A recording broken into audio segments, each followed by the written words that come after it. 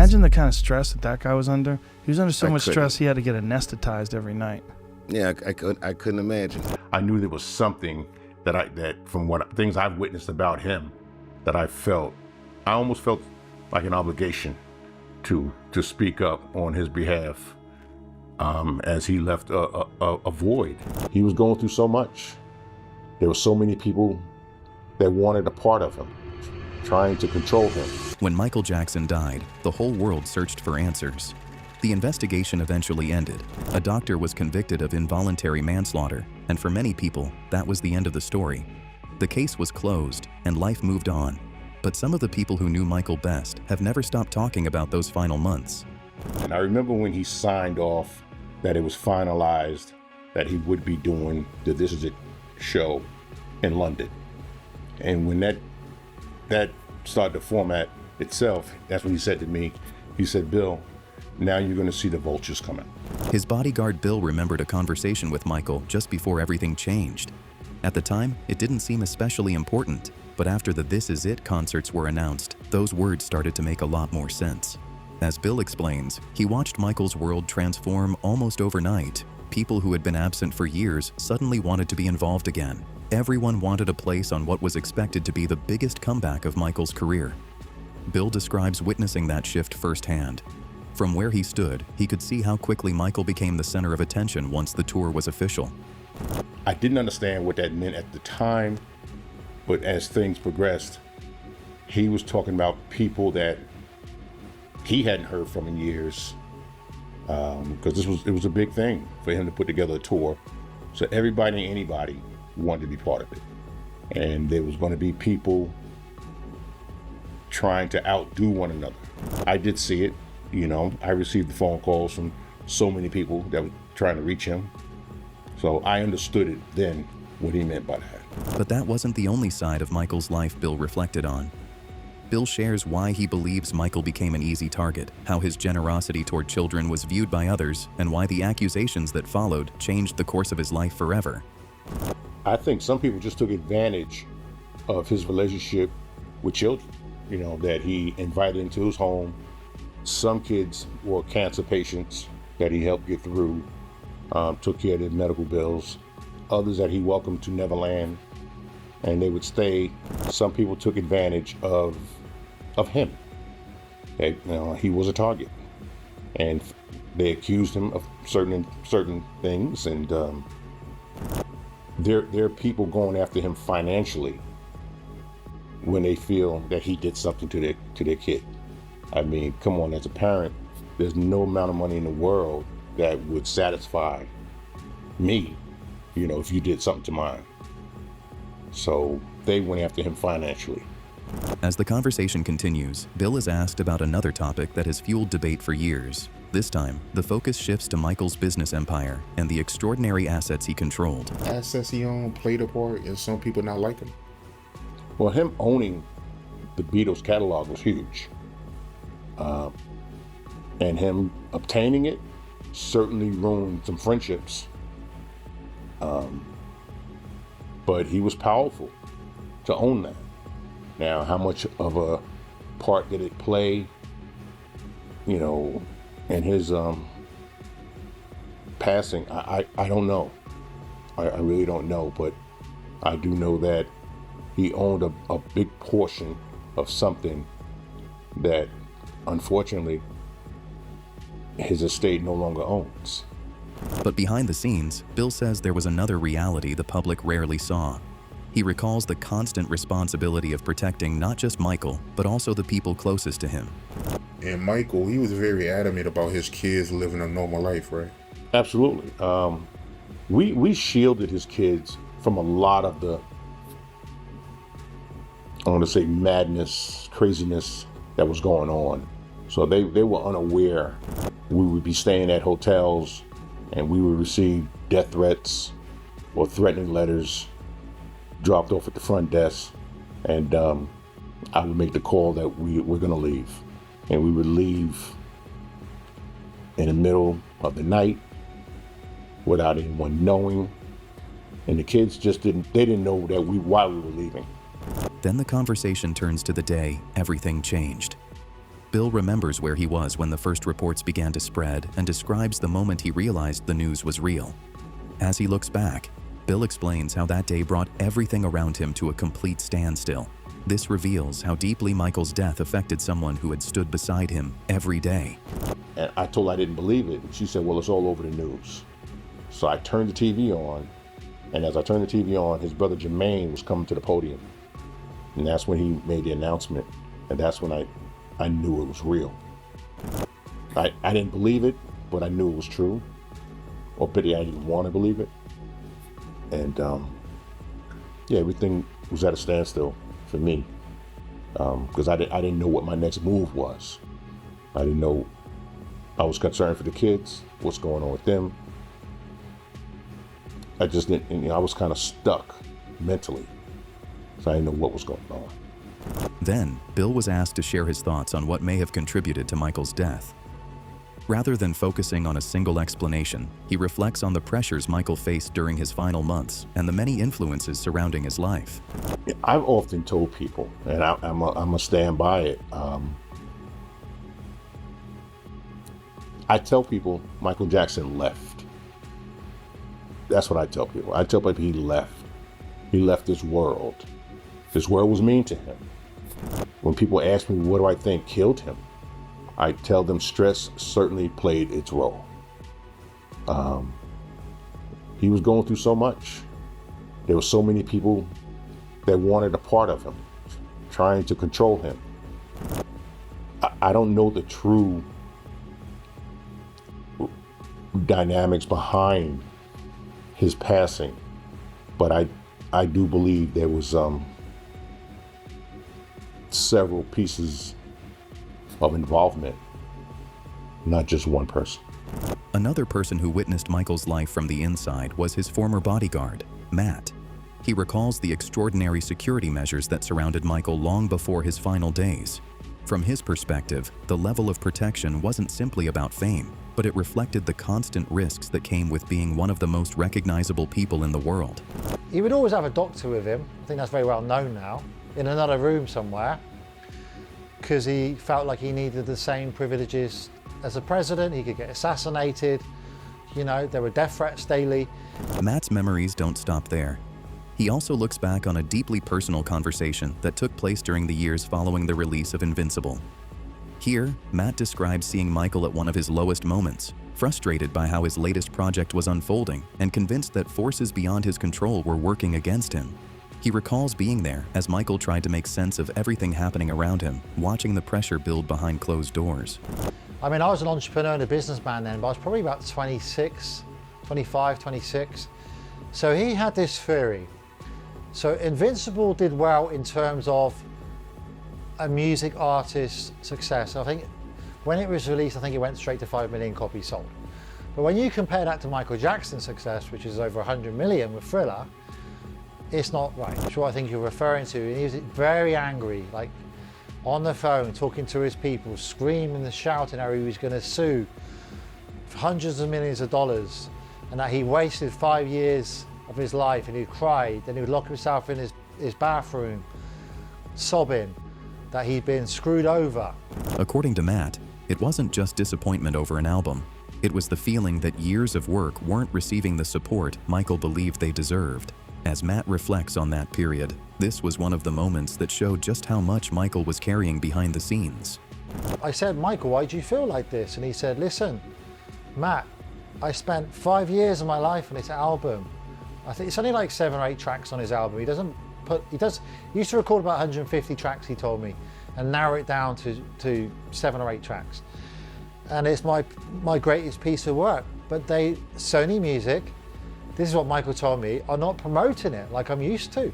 Matt then explains why that difficult period became about much more than just one album. He describes the financial stakes behind the project and the concerns Michael shared about what could happen if it didn't succeed. So he would borrow a lot of money. I don't know how much he borrowed. I think it's about $200 million he borrowed off Sony Music. And to do that, when you go for a loan, you have to give up an asset. And his biggest asset he had to borrow that kind of money for his biggest album he wanted to make to beat Thriller, Invincible, was his music catalog. So he gave that up, signed that as security that if the album didn't work, then Sony would get the catalog.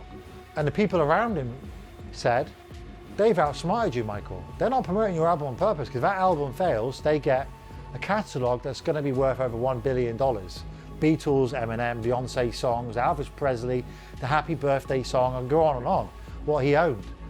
Matt continues by describing how Michael's ownership of one of the music industry's most valuable catalogs remained a source of tension for years. But there was a certain superstar, who we can't name because we'll get sued, who was linked to this catalogue, who never really forgave Michael about buying it, who recommended that he goes and buys music. You know who I'm talking about. And Michael would come out of his room some days crying, saying, he's got to me, he's been abusive on the phone to me, and he will never forgive me for buying this catalogue. But he said he gave this person several times the chance to buy this catalogue back, but he wasn't willing to pay the money. He also shares stories of the emotional impact those conflicts had on Michael behind closed doors, along with the pressure that came from ongoing disputes over the catalogs. The ATV catalog, like 48 million, which you go back then, that's probably, it's got to be $500 million at least. He had the guts to go for it, whereas the artists that had the music didn't. So yeah, a lot of people didn't forgive him, and there was death threats and stuff, and threats against his life about the catalogue. He was the most powerful man in the music industry. Matt also talked about the role doctors played in Michael's life. Reflecting on the years he spent around Michael, he shares his personal belief about the influence certain doctors had over his life. Do you think Michael was very susceptible to manipulation? Some people got in his life and they would, by doctors, yeah, because the doctors were clever. They would prescribe him something, get him addicted on it, and then he felt like he needed them in his life, and convinced him that he had a medical issue, and they used that addiction to stay in his life. The conversation then shifts to the question that has followed Michael's death for years. Who killed Michael Jackson? Well, there's a lot of debate about it, isn't there? But the guy who got done for it is Dr. Conrad Murray, who did 2 years in jail for involuntary manslaughter. I got messages from Dr. Murray when he come out of jail, and have you seen Dr. Murray? Yeah. You've seen him face to face? Not since, no. No, I spoke okay. to him on the phone. Okay. Yeah. So we have the same agent in Australia. So I do my media work, he does this stuff. So it's still to this day, he believes he's done nothing wrong. From there, Matt reflects on Michael's physical condition in the days leading up to his death. He describes what those around him believed at the time, before sharing a phone conversation that left a lasting impression on him. Looking back, Matt recalls noticing that something didn't seem right and explains why one particular detail from that call has stayed with him ever since. And he was on copious amounts of drugs as well. Turns out he was, yeah. Crazy amount of drugs. That was to make him sleep. Yeah. And it's like, if you have an operation, you knock you out with propofol. And yeah, so we didn't think anything of it, we didn't know. But on a Tuesday night before he died, he called me, and he was erratic, like completely erratic, just like he was in that hotel in Berlin that time. And I said to him, Mike, have you taken something? He said, don't worry, the doctor gave me something. They said they're going to pull the show. So he's given me ephedrine, which is what dancers would take. A lot of bodybuilders take it. It's like a step up from caffeine. And it was the fact that he said a doctor gave it to him and he was about to go and rehearse, I felt it was okay. But then he asked me, do I know where Joseph is? And that was strange, because it's very well known that him and Joseph Jackson, his father, didn't have a very close relationship. So I didn't know where he was in Las Vegas. So I gave Michael his father's, used to call him Joseph's number. Then he wanted Mark's number. He clearly didn't have much numbers available to him. And then he spoke to my daughter Madison for a bit. He tried to speak to Lola, but she was very young. He struggled with that. And I said, you okay? Because I need someone to come and sort this out over here. The only person who can sort this out is Joseph. The discussion doesn't end with Michael's former bodyguards. Joe Rogan has also exposed the lies about Michael Jackson's death. It's also stories, and people tell the truth in stories sometimes, and sometimes they don't, and you don't know. Here's the problem. The doctor, his very doctor, said that he was chemically castrated. Talking about the guy who killed him. Yes. Yeah. That guy said he was chemically castrated by his parents to protect his voice. Music producer Teddy Riley, who worked closely with Michael for years, is also asked one of the most controversial questions surrounding his death. Rather than offering a direct answer, Teddy responds cautiously. Who killed Michael Jackson? Huh? Who killed Prince and Michael Jackson?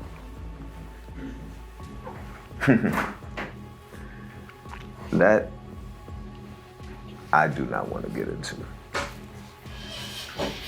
Don't want to get into that. Right. That was something that I was put in before, and I had to retract because I never want to be into anything that, would hinder my career or my children. The reflections continue with music legend Smokey Robinson, who shares his reaction to learning more about the circumstances surrounding Michael's final days. As he looks back, Smokey recalls what stood out to him most after Michael's death and explains why the medical care Michael was receiving left such a lasting impression. Dig into the story and you find out that he had a doctor living in his house that would give him Anything he wanted. anesthesia. I remember I got an operation once. Propofol. The nurse that was giving me the propofol, she goes, oh, by the way, this is what Michael Jackson passed away from, but we're going to be here to monitor you. So, and I remember I was a corpse. For whatever 6 hours. The fact that he was taking this just to go to sleep was insane to me. I felt bad for him. Yeah, I mean, to hear that he was dead was a total shock to my system. Meanwhile, Dr. Umar shares his perspective on Michael's influence beyond music, arguing that his greatest strength wasn't only as a performer, but also as a businessman. From there, Dr. Umar goes on to offer his own opinion about how those financial interests may have affected what happened later in Michael's life. Michael Jackson was a business genius. He was a genius. He wasn't just a musical genius. Michael Jackson mastered all aspects of the music industry. Remember when Eminem dissed him and he bought Eminem's catalog? Michael Jackson bought Eminem's catalog when he dissed him. Mike was gangster. And Mike was murdered because when Michael Jackson purchased the Beatles catalog, that automatically made him 50% owner of Sony Records. Sony Records never forgave Michael Jackson for buying the Beatles catalog. Dr. Umar then takes that argument even further. Building on his earlier comments about Michael's business empire, he shares his own theory about the events leading up to Michael's death. They wanted the Beatles catalog back. So what did they do? They sabotaged Michael Jackson's last album, Invincible, which automatically put Michael Jackson into debt. They wanted Michael Jackson to satisfy his debt by giving up the Beatles catalog. And Michael said, no, I'm gonna go on tour. Everybody wants to see me again. I'm gonna go on tour, make this money, pay all off. And Michael Jackson made a mistake. He came back to LA to practice at the Staples Center, where another assassinated black celebrity, Kobe Bryant, used to play, and they murdered Michael Jackson. And that black doctor was made the fall guy. He only went to jail for a couple years. He's out now, I believe, and he's going to live happily ever after for keeping his mouth shut about how the music industry murdered Michael Jackson. Dr. Umar then discusses business opportunities Michael reportedly pursued, reflects on the allegations that dominated the headlines, and explains why he believes those events were connected. Michael Jackson was brought up on pedophilia charges as soon as he entered a bid to buy Marvel Comics. Michael Jackson was going to be the owner of Marvel Comics. Imagine if Michael Jackson would have produced the Black Panther movie. The white power structure of America didn't want Michael Jackson owning Marvel Comics, so they set it up for him to be accused of molestation. And remember, one of the white boys who he was accused of touching went on one of them talk shows, what was about 3 years ago? And what did he say? Michael Jackson never touched us. Our parents made us say that so they could get paid. Mike was murdered because he was too smart, too sharp. He owned Sony. Imagine that. Half owner of Sony and full owner of Marvel Comics. After hearing different perspectives on Michael's life and the questions that still surround his death, the focus shifts back to the people who knew him best. Tito Jackson is asked to reflect on the moment he learned that his younger brother had died. As he looks back, he speaks openly about the overwhelming emotions that followed and the personal impact the loss had on him and his family. When you first heard about the news of Michael passing, what went through your head? It was the worst feeling I've ever experienced in my life. You know, I've had other relatives who had passed away, but they weren't my close siblings. You know, they were like cousins or whatever, or friends. But when my brother passed away, it just seemed like my whole inner self just melted. Then Tito Jackson was asked about the doctor who was caring for Michael in his final hours. Tito responded with a mixture of compassion and accountability. Rather than speaking with bitterness, he offers a measured and deeply personal response shaped by the loss of his brother. I've always been taught, especially through my mom, to forgive. You don't have to forget, but you should forgive people, because people sometimes don't do things purposely.